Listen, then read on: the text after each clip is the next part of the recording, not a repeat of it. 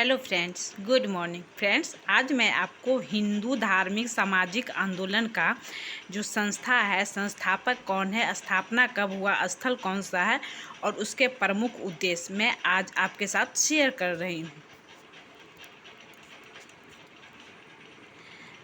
पहला है आत्मीय सभा। इसके है राजा राम मोहन राय, 1815 ईस्वी में। स्थल है कलकत्ता। हिंदू धर्म की बुराइयों पर इनका उद्देश्य था हिंदू धर्म की बुराइयों पर आक्रमण एवं एकेश्वरवाद का प्रचार प्रसार। दूसरा है ब्रह्म समाज। ब्रह्म समाज के संस्थापक है राजा राम मोहन राय। इसकी स्थापना हुई थी 1528 ईस्वी में कलकत्ता में। इसका उद्देश्य था एकेश्वरवाद का प्रचार प्रसार था। इसका नाम पहले ब्रह्म सभा था। ब्रह्म समाज का पुराना नाम अगर पूछे तो ब्रह्म समाज का पुराना नाम ब्रह्म सभा था। धर्म सभा। धर्म सभा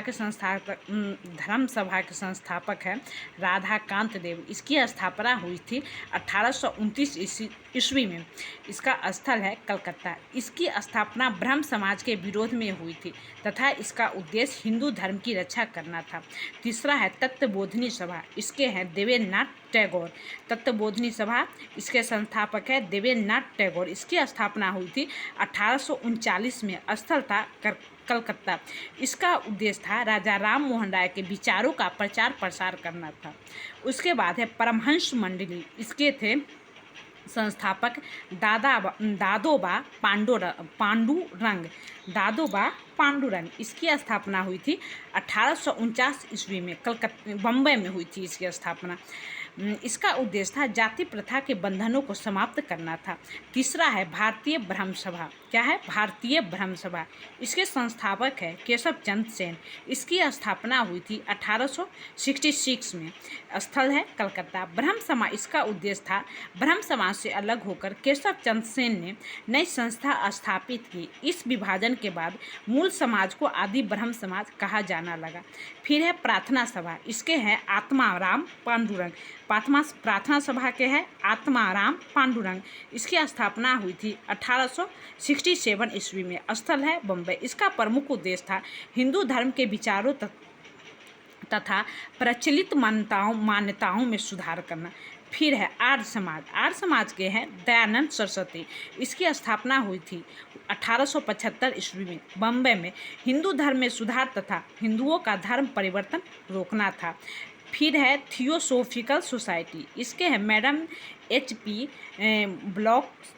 ब्लॉकवाक्सी एवं हेनरी ऑलकॉट। इसके हैं 1875 में न्यूयॉर्क में। इस संस्था का प्रमुख उद्देश्य था प्राचीन हिंदू धर्म एवं दर्शन का प्रचार प्रसार तथा विश्व बंधुत्व की भावना विकसित करना था।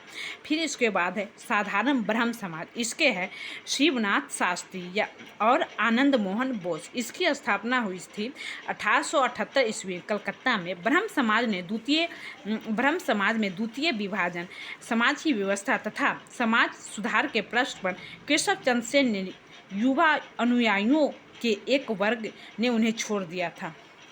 फिर है इंडिया नेशनल। इसके है HP Ranade. India national social conference. इसके है HP रानाडे। इसकी स्थापना हुई थी 1887 में बम्बई में।